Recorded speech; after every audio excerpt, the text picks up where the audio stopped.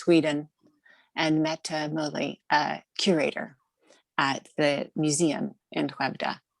Together, Benell Street Art Center and the museum in Skövde are delighted to be participants in an artistic residency exchange, cultural exchange that's now spanned almost a year and a half as we began this project when Thomas Gustafsson and Mette Muli visited us in Alaska to discuss the potential for a residency exchange. And we later received funding from Alaska Community Foundation's Irma Scavenius Fund.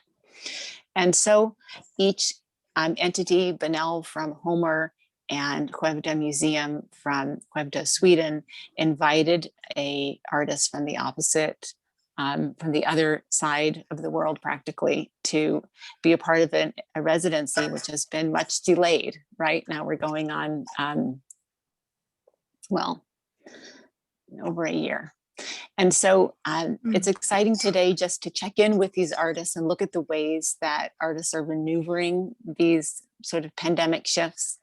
And so I just want to welcome you all and to begin by inviting Berith Stennab, a multidisciplinary artist, fiber artist and dancer, and artist with a very engaged social practice, to talk to us a little bit about how the bubble of your creative focus looks today.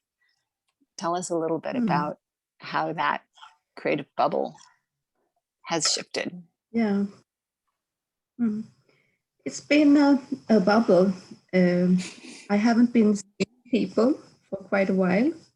It's just recently opened up. So I have met some people just this week, actually.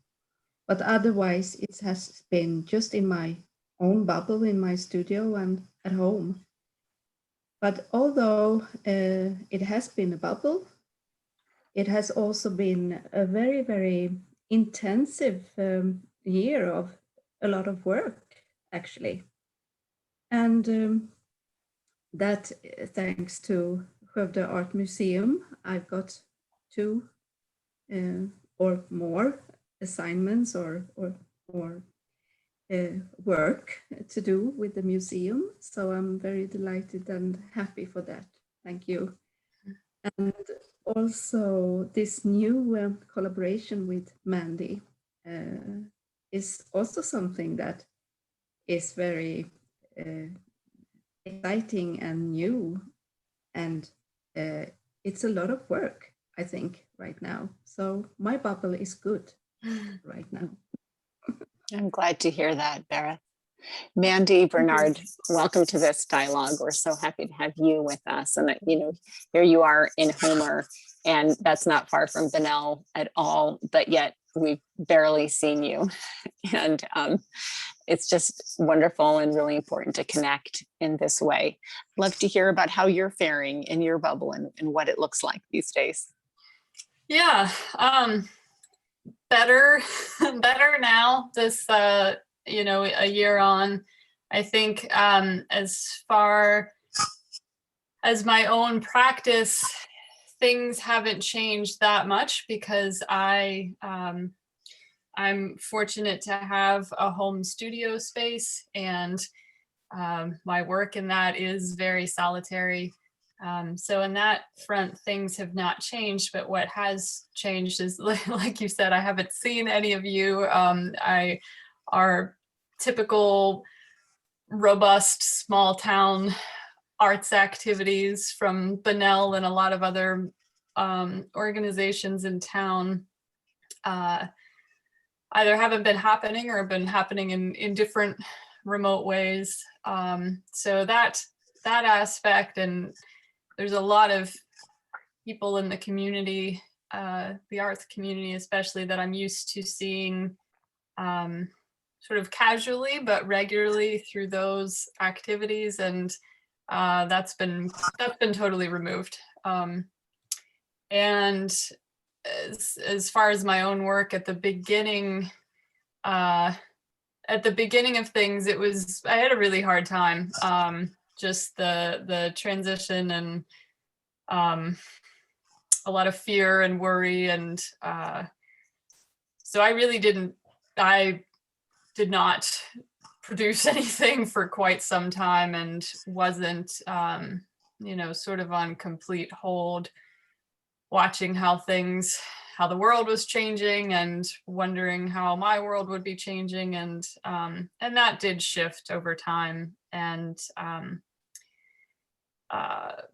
being able to get back into that and get back into a rhythm. And I'd say especially probably the last 6 months, things have been, in terms of my own working practice, back to normal, if not fairly elevated. As Berith said, we have this collaboration and are fortunate to receive support from Skövde Museum for that. And also right about the beginning of, throughout the pandemic, I found out that I had received several grants, Erasmus Individual Artist Award, and some funding from Alaska State Council on the Arts. And so it was, that was very helpful, because there's almost like an assignment, these projects that I had envisioned prior to pandemic,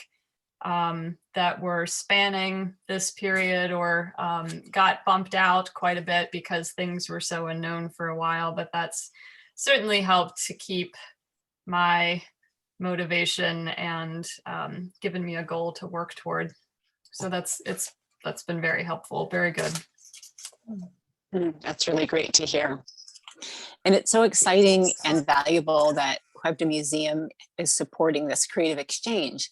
And so I'd like to reintroduce Mette, really a curator from Skövde Museum, who's joined us today. Welcome, Mette. We're so happy to have you with us. And I'd love to hear a little bit more about how the museum decided to support this cross-cultural exchange, and how the museum is faring these days. Could you give us a little bit of an orientation to what you've been up to? Hi, and thank you for having me again. It's nice to be back and to see you, everyone.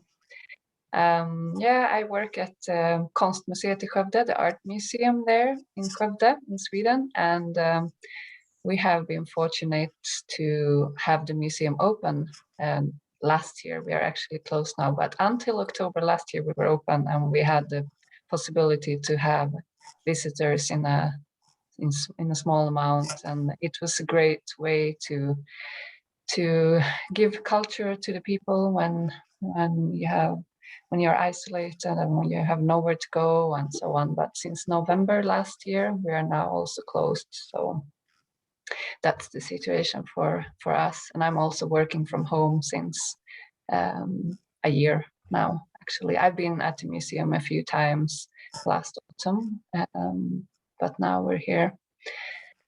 And as you told us, me and my colleague, we came to Alaska actually almost 2 years ago, 1.5, to start this residency project. And after meeting you, Aisha, we decided to develop the project and do an exchange.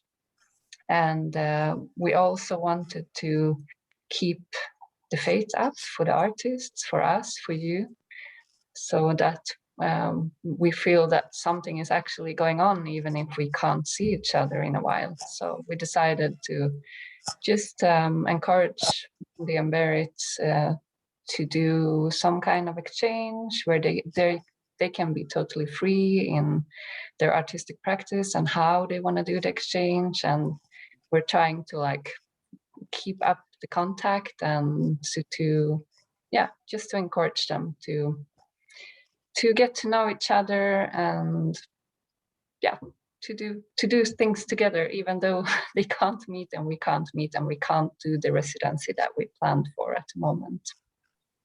Yeah, I know that the museum in Skövde has a really profound investment in this residency exchange, and that's demonstrated by this form of continued support. Could you just talk a little bit about, briefly to kind of orient us, how Skövde Museum is supported, how you are able to support the residency project? And then I'd like to step back and look at the decision to be closed now and why that came to be. Yeah, from the beginning, it was 2014. We started our residency, and it's actually only been one artist a year, and that is like a permanent part of our work at the museum, and it's funded by the region. So we have it. We apply for 3 years at a time to do residency, and we try to make it as a permanent part. Then since 2 years back, we decided that we wanted to try to develop it a bit. And that was actually when we came to Alaska. We had this thought since before, and it was our ideas were growing during the trip. And since then, we also got a collaboration with Konstnärsnämnden. It's like the governmental funding residency project, IASPIS, it's called. So we decided to try to make a second residency. And this second residency funded by IASPIS is the one that we are doing with Mandy. And hopefully we'll do this year. So, and that's also a tryout. It's the first time we try to do the second residency. So, and we've been waiting for a long time to actually to do it.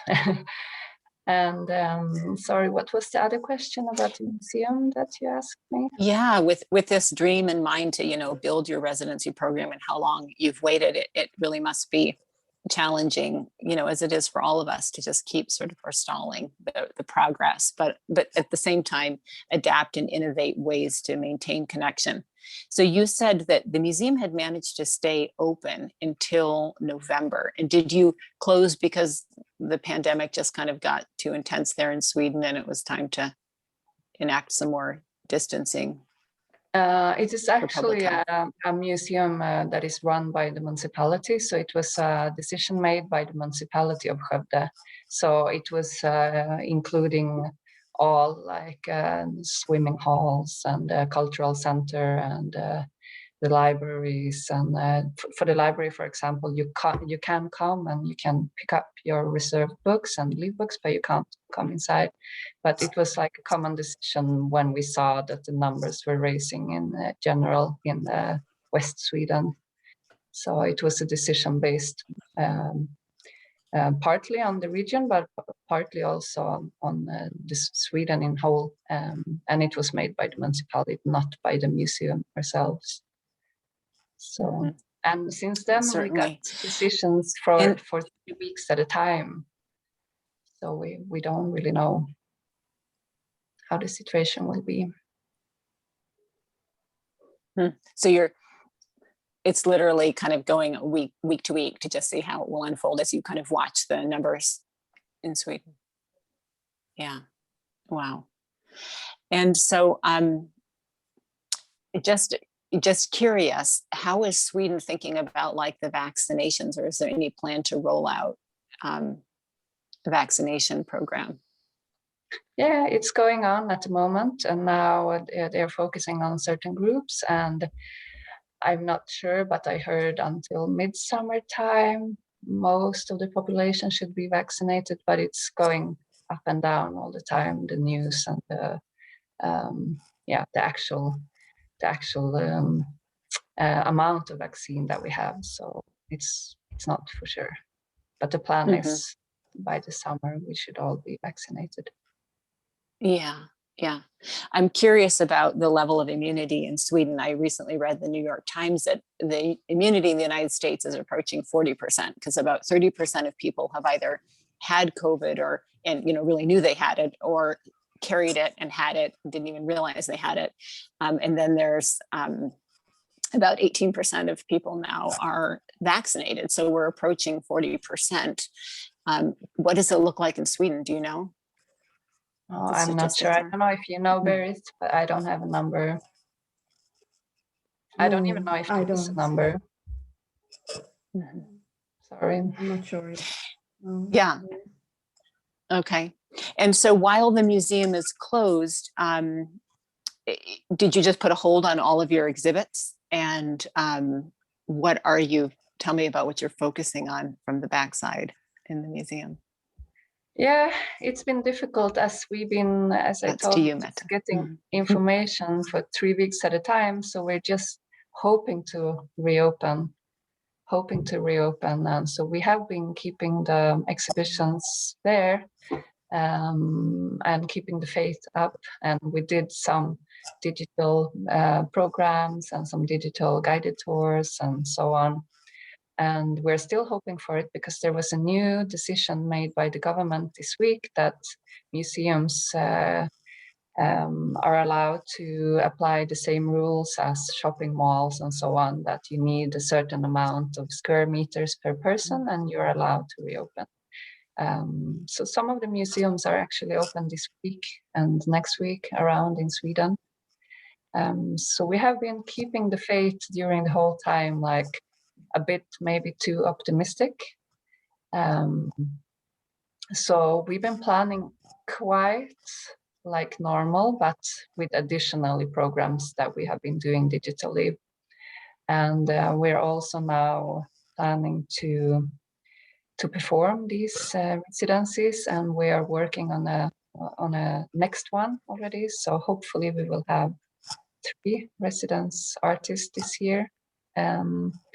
And we're also having new projects in mind, which one of them, Berith, is a part of. I'm sure she will tell more about Utomhusen later. It's a project by the Stockholm Museum of Women's History. It's a quite new museum without walls. It's more like an umbrella museum that collects other museums' collections. And they do programs and art projects to just raise awareness of women's history. So we're a part of that museum, for example. Mm-hmm. Fantastic. Yes, I'd love to hear more about that. Let's switch back to the artists, starting with you again, Berith. You spoke about, you know, your creative bubble and the focus. And both you and Mandy kind of referenced actually kind of an elevated level of focus and engagement right now. And I'm really curious about that. Tell all of us, if you would, just what you mean by that increased depth and elevated focus. Is it more projects than normal? And what's the nature of the projects that's taking you and kind of to this really intensified practice right now? Me? Yes, that's for you, Berith. Okay. Well, I guess that this bubble means that there is a sort of reset time for me, at least. I don't see that many people, so, and sometimes meeting people and going far every day and commute takes a lot of energy. And I guess all this makes this time sort of different for me.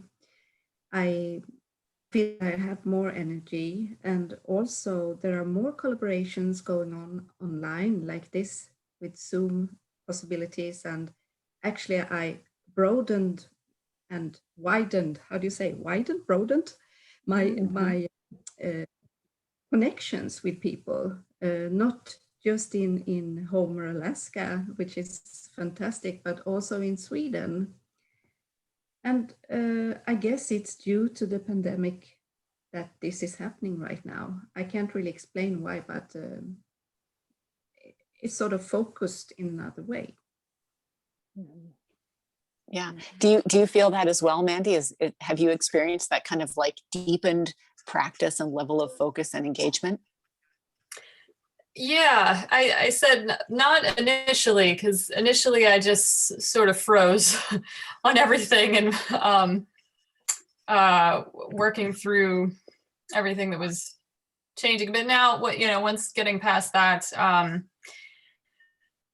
said for me personally, I am accustomed to working alone, but I also I'm very introverted, and get more energy from quiet times alone. So that's certainly been heightened during this period. My day job is on Zoom and from home, working from home, and I am certainly on the very cautious side of the spectrum in terms of my comfort level with going out. So I haven't, there were a handful of times this past summer where, you know, one friend at a time would come over and we would sit out in the garden, far on opposite sides of the garden. But otherwise I haven't been engaging with people at all. And I know for a lot of people, that's been a real struggle. And for me, it's kind of wonderful. And I don't, you know, I don't feel isolated personally, because as Berith said, in some ways, so many things have opened up. You know, all of Benel's weekly programming, these podcasts are just one of so many things. And there's a lot of arts institutions across the United States and some abroad as well that I've followed for some time. And now throughout the pandemic, they're starting to offer artist talks online on Zoom, and also trainings. You can take more classes now. And so in that sense, I have a lot more access and to things that, especially being in Alaska too, were removed in another sense. So in many ways, not that the pandemic has been good in any sense, but I'm glad to see that so many institutions and organizations are realizing that there's more than one way to reach people and connect, and that's been lovely. And so again, just for me personally, that the energy has been there, because I haven't, I'm not feeling drained from from going to the office or interacting with people in different ways. And so it's been a real real increase in creativity. And then again, these ongoing funding for projects that I have been, I'm very deadline driven, so, and task oriented. So having these things have really kept me on track and moving and focused on a few different collaborations and funded projects. And so, yeah, in my personal life, things have really really ratcheted up in the past 6 months. Mm-hmm. It's fascinating. I'm hearing that from a lot of different artists, and pleased to see that there are things we're learning and adapting to around this pandemic that hopefully some of which we can take with us moving forward. But I want to go back to Mette, our curator from Skövde Museum, to hear a little bit about the projects that you're working on, and specifically the things that have happened inside and around the museum to enliven it creatively during this time. Granted, you say some things are on hold right now, but what exactly would we find at the museum if we could get in there? Do you want me to share some photos maybe? That'd be wonderful. All right.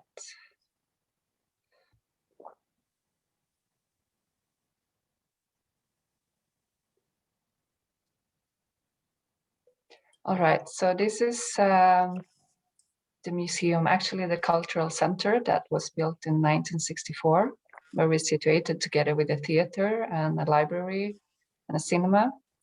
Some of you have seen it in my presentation before, but this is where I work, when I'm at work, and I really miss being in this creative house.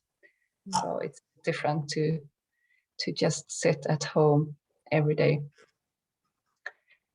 Let's see if I can change.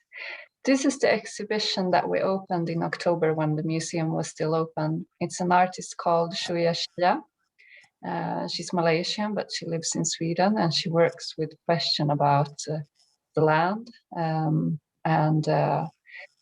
In this specific installation, she grew wheatgrass in the museum. This is the beginning of the exhibition when it just opened in October. This is the exhibition how it looks and looked until recently, because we are taking it down now. It was supposed to be open for 5 months, but we were open less than 1 month. So it has been an amazing project to follow, even though we couldn't open it for visitors. We have been doing guided tours, digital guided tours. We have a 3D presentation that will be up on our website soon as well, so that the audience will be able to take part of the exhibition, at least with their eyes, because there is so much more to experience in an installation like this, where you can actually touch the grass and you can smell the wheatgrass and you can see the process and everything. So it has been both fascinating to have this artist working with us, but also a bit sad to not be able to give more people the opportunity to follow it. And we've been doing our best to just document it and having these guided tours. And we're actually doing a little closing party digitally next week, where we'll have an artist talk with Shuya and and as well, another museum got the eyes on the exhibition, and it's going to travel further to the north after this. So we hope that it will be able to open soon in the north of Sweden. And this is another. Sorry. Yeah. Oh, I'm curious to know if the exhibit had been, I imagine with museum planning, had been picked long before the pandemic. If it had, Shuya's exhibit had been selected and planned long before the pandemic. Yes, it was planned long before. Yeah, but luckily, at least we could open it and we could have it, and somehow we can feel the exhibition because it's been there all the time. And there's such a poetic kind of poignance behind that imagery of grass growing and flourishing and then dying inside those closed walls, during this time. Yeah. Tell us about these images that you have now. This is another room. It's the balcony and the same hall that you just saw. It's the same artist, Shia, and she's the artist that you see on the photographs on the wall. And she uses leek to make, she called these leek warriors. She makes dresses out of leek and she dries them. So she works a lot with nature materials and with questions regarding how we use our land and how we use our nature. So I think this is also a very, it's a very strong work, and it's something to think about during this time, during a pandemic. It's kind of symbolic. And this is another room. She called it the participatory room, where the audience themselves can come inside and to experience her works and to listen to her. But you can also participate by writing messages to other participants and to her. And luckily, as I said, we have been open, so there are some messages. I don't know if we can. We had some participants in October coming to us and writing some messages. So this is it's mixed feelings with this exhibition going on for so long, because we actually changed the programming only recently, that we wanted to keep our exhibitions for longer. So we have our bigger exhibitions with contemporary art open for 5 months. So that was the plan anyway. So this is another project that we started to collaborate with. Me together with Lidköpings Folkets Hus. It's kind of a collective house, and also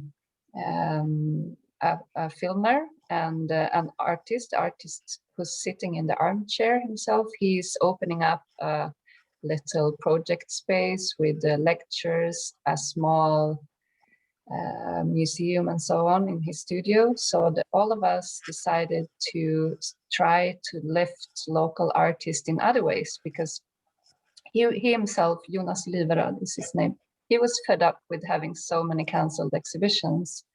I think he had 5 cancelled exhibitions during last year. So we decided to get together to make a cinema project where we will highlight local artists around Skövde and make small short films, studio visits, and try to produce them and then show them at cinemas around, first in the West region and to start with.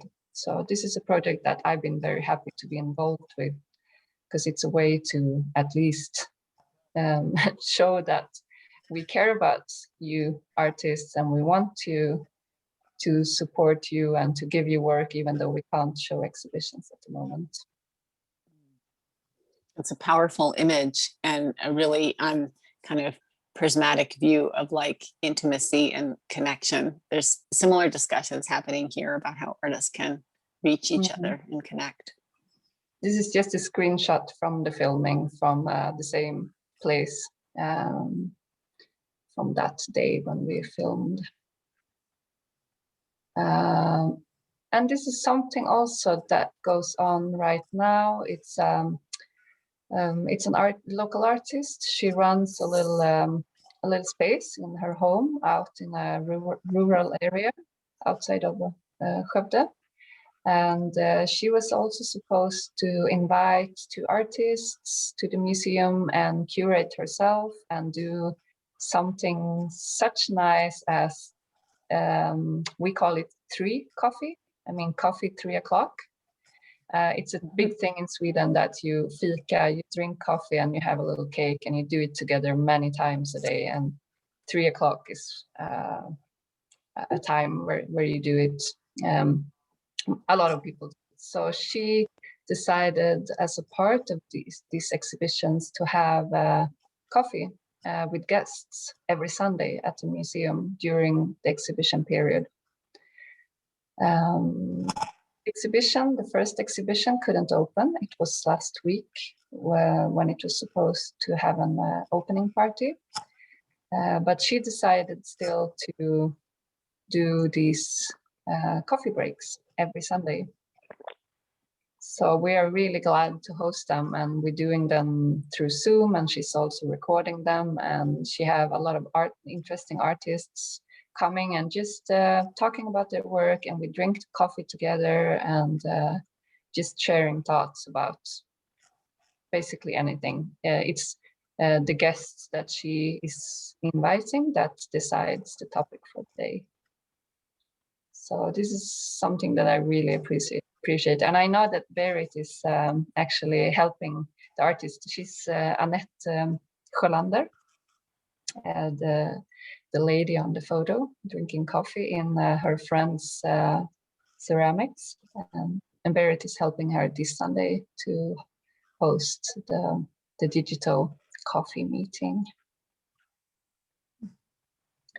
And this is a photo from the first one that I hosted on Sunday together with some of the artists. And here you can see an artist called Lotte Nilsson Valimma. She's live painting at an elderly home.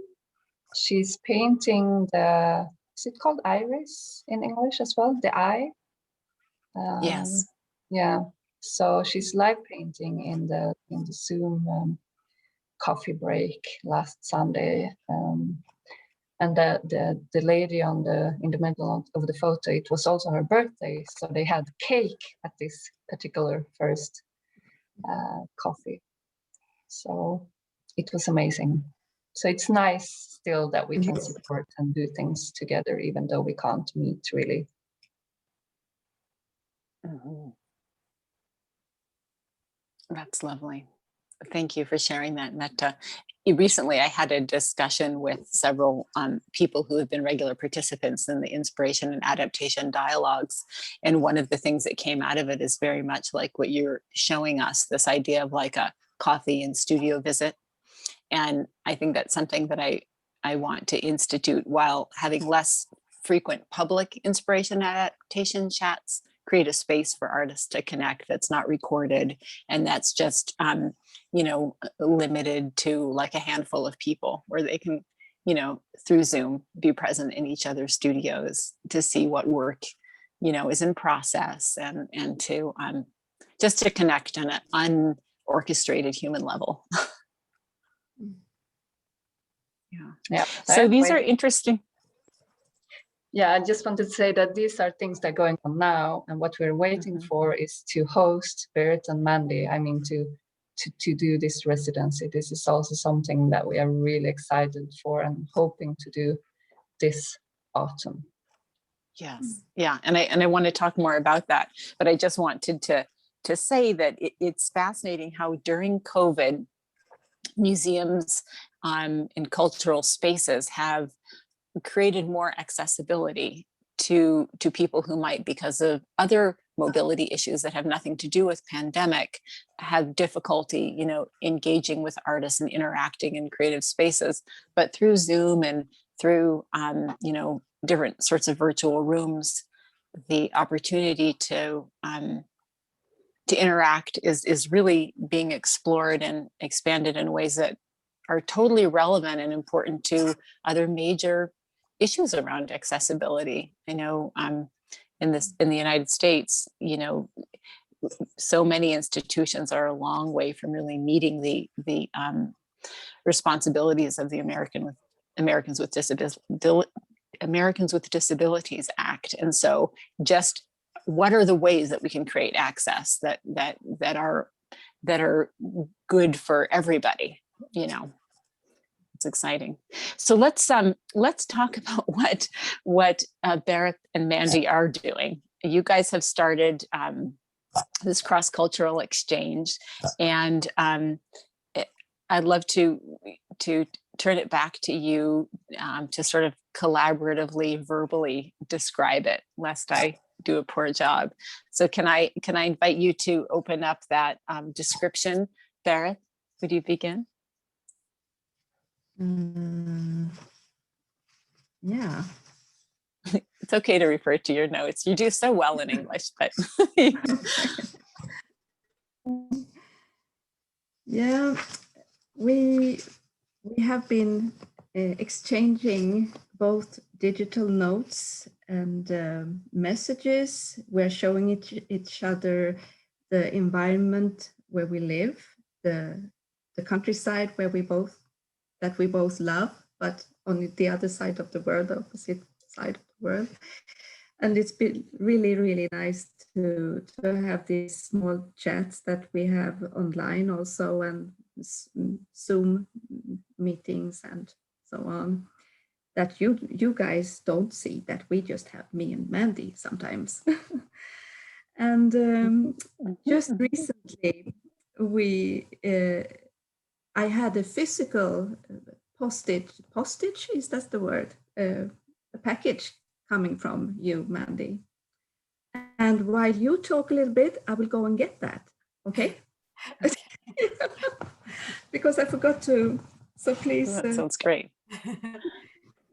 We had, so the museum had invited us to consider how, since the residency was postponed and pushed out a little bit, how we might work on something in see her dog taking her place, how we might work in the interim towards this goal. And again, it looking on the bright side of things, that's actually been very nice as well. I've had more time mentally to sort of prepare for this residency. Will be a big experience and journey for me to live abroad for 2 months away from family, and So it's very exciting, and it gives me more time to wrap my brain around that coming up. But it's also been very nice getting to know Berith on a personal level, and for us to have the time to have this dialogue and exchange. And we had come up with somewhat of a loose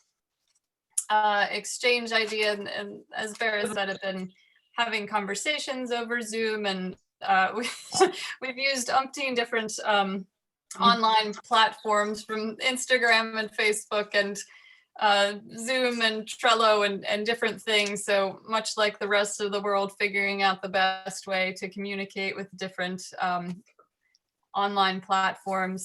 But just getting to know one another and share some of there's a lot of similarities, I think, between where we're each living in these northern climates, and also there's some overlap between some connection with fiber in Berith's work as well as mine. And so we had sort of loosely set up this exchange that we would communicate and learn more about, and send little informal snippets to each other of our place. And then we created an Instagram page so that it's no longer it's between she and I, but it's also public.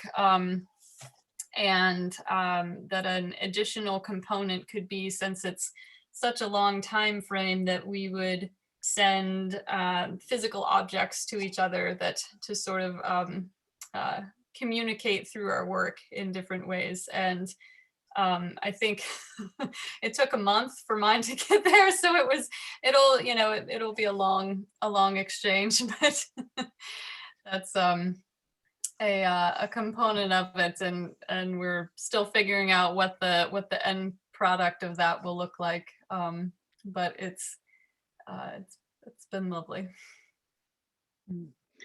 So the slow process of mail is just a further dimension of this attenuated time. Yes. Yeah, and I think it would be ordinarily, but then with these like global postage delays, it's extra slow. But that's, I think everyone jokes about what is time anymore. Things are so different, and that's, our perspective on a lot of things has changed. So there's no, and we discussed that early on, that we didn't want it to be, we both have a lot of other additional projects and responsibilities and deadlines. So we didn't want this to be a high pressure thing with very specific deliverables, but more of a free flow, associative, as natural developing project, and that's been good and nice to see what's coming out of that. So I'm excited to see, we all are, what you mailed to Berith. And Berith, did you just go grab that? Were you able to locate that? Do you see it? It's beautiful. Wow. That Mandy sent. It's done with tufting gun. Yeah. And it's beautiful. It's inspired by our common interest in net. You, Mandy, you were actually for quite a while in the net mending business. And I do a lot of net when I crochet. So it's like we have this common interest in that sort of language, you could say. Mm-hmm. And this is, it's very hard to describe. This is also, if I put it like this, it's sort of in a level that you could sort of feel that it's 2 levels. Beautiful work. The back is also beautiful, Mandy. I'm also happy when this big package, my daughter came running and she said, "You got mail from Alaska, Mom." And this came. Beautiful. So now it's my In turn. addition, yeah. It's my turn to send something to Mandy soon. And are you working on that now? Are you Yes, creating that piece? Yes, I am. It's going to be a more bodily work. Actually, something that you could put in an envelope, but you could also unfold the whole thing. And I'm not going to say more, but it might even fit your body. Ooh. I'm not saying. It's so fascinating how the two of you share so many different visual languages. So you have the net and the thread. You have that propensity to want to create things that interact with the body as a wearable, expressive form. And then you also both have this thing about the color orange. Could you talk a little bit about that, Mandy? Yeah, it's not, I don't know that there's a lot of depth or significance behind that, but Berith had posted a picture of some yarn, which does have an excellent backstory, and I just said, "Whoa, that is my favorite color. That's a color that I associate with quite a bit." And she said, "No, that's mine." So we're delighted to hear that was another similarity. something to talk about. Yeah, it reminds me that, in making work, many times a teacher will say that a limited palette is really going to be the source of strength. So the limited palette of ideas, of visual forms, of colors, etc., will lend focus, will lend depth, will strengthen, conceptual connections. And so it's interesting to see that you guys are winnowing in toward those shared sort of literally those threads, those colors, those forms that connect you. So are you envisioning like kind of every couple months or so sending something back and forth, a piece of work, a physical object? Yeah, I think I said we had said that we didn't want to set firm deadlines for it because things are it's still difficult changing times, and we both had several other projects going on. But for me personally, I think in my mind I had thought once a month. Of course, the tufted piece I mailed to Berith at the end of January, and now it's mid-March, and so we have that flexibility. But especially now, knowing how long, hopefully shipping times improve a little bit. But that's my personal goal. Mm-hmm. Can I ask you a little bit more about that piece that you made for Berith, and then we'll turn to questions from our listeners, because I'm sure there are some. How did you come to that form? That, first of all, I'm so curious about why you got interested in tufting, and that the significance of that piece. Yeah. Which I don't know. And I have a photo of it. I don't know if you want to do a screen share. Sure. We'd love to see some images. Okay, let me.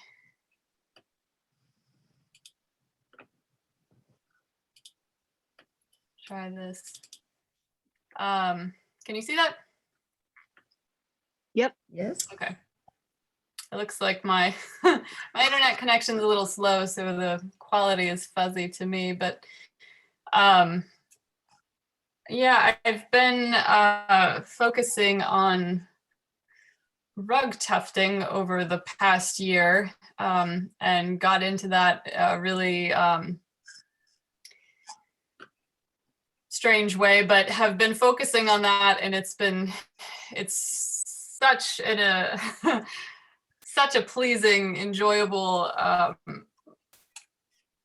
way to make things for me. So I said it's been something that I've been heavily focused on for the past year. So I wanted to use that same medium when I was sending something to Berith, and we had some conversations about it before as well. And I should have uploaded.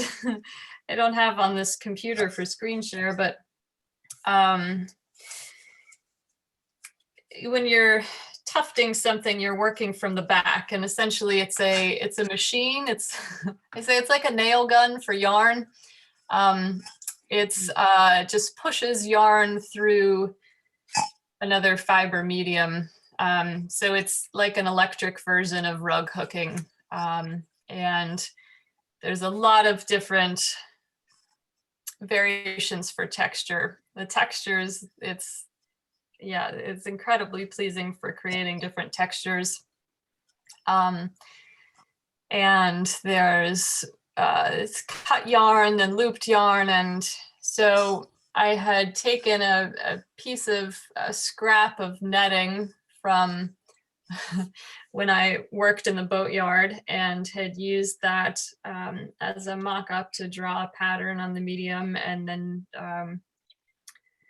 tufted that. So it was, she has sort of a mini rug that she received in the mail. And again, that orange color that linked both of us. And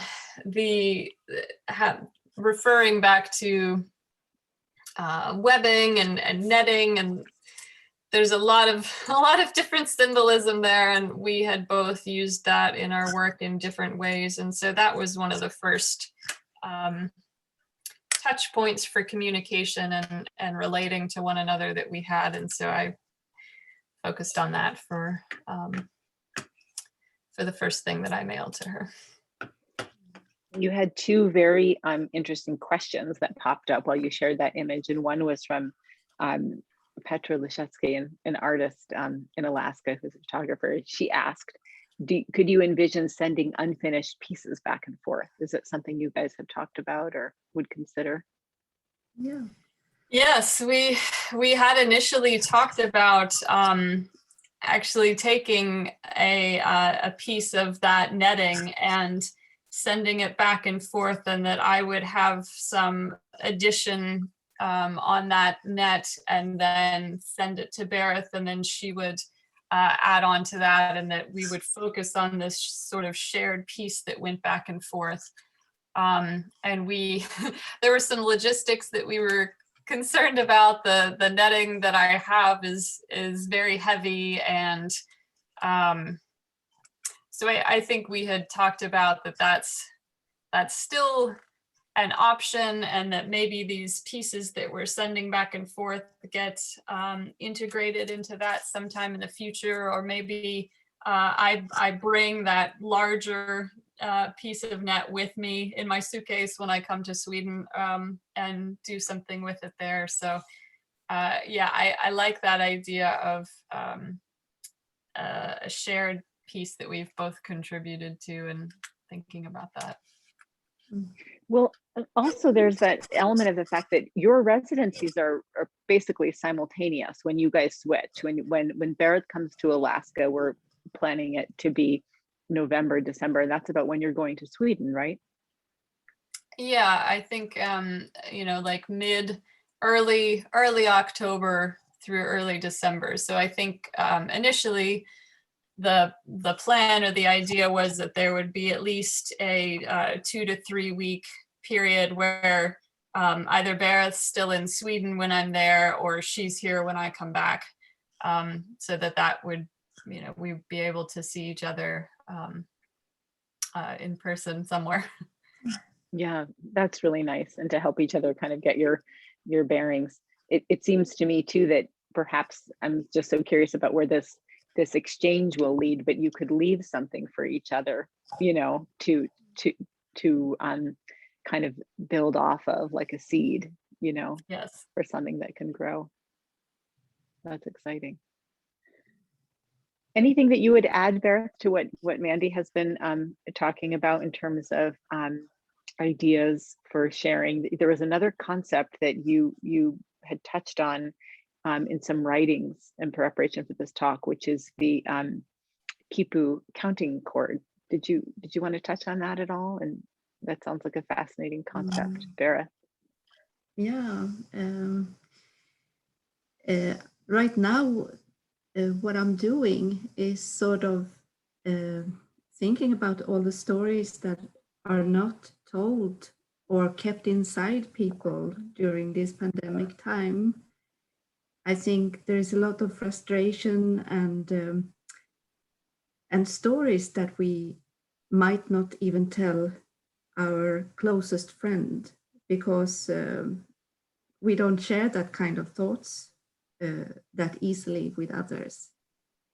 I mean, those thoughts that might hold despair and giving up and all these thoughts. And then I thought, if I would sort of do these knots that holds the stories that are secret, no one knows what they mean, but it could be like a ritual that people could work on a big piece that I start somewhere in a room, because that's the way I want to work most of the time. I want people to contribute with movements or stories.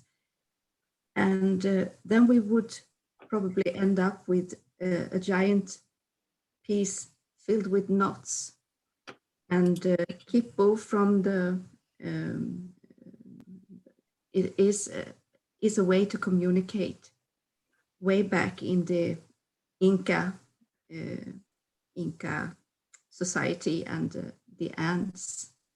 So it is a system that existed and still exists.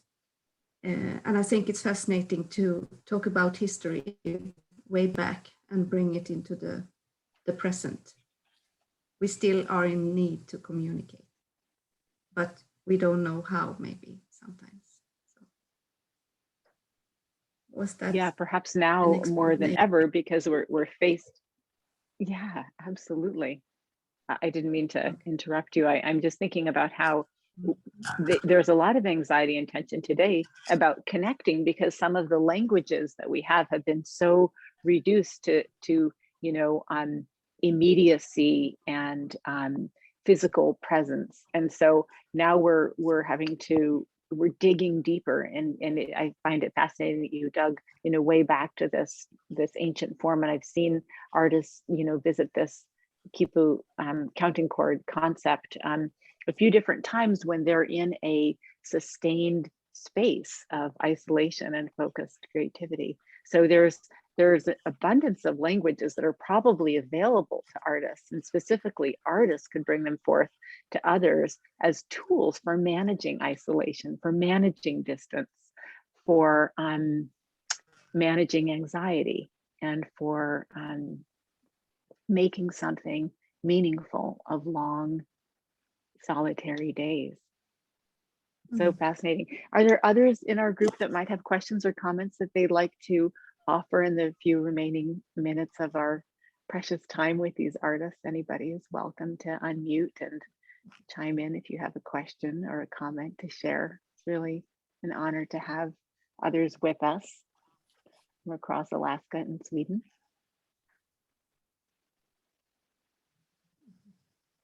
No other questions, comments? Berith, did you have something you wanted to say? No, I just waved at people coming in with their. Yeah, it's wonderful. Well, I want to thank you both so much, Mandy and Berith, and especially Mette Muley from the Culture House, the museum in Skövde, which has found the resources to support a cross-cultural exchange during these pandemic times, in addition to supporting 2 residencies, which will eventually take place. We're all really looking forward to that. But the idea that the connections between the artists and our communities will be so much deeper because of the investment that the museum is making, that we're making through these dialogues, that you're making through your exchanges, is actually deeply encouraging. It's really exciting. So I want to thank you all for joining us today. And we look forward to checking in again in a few months and learning more about some of the other really interesting projects. I hope that when Thomas is back, he can talk about the project Otum Husen, if I'm saying it right.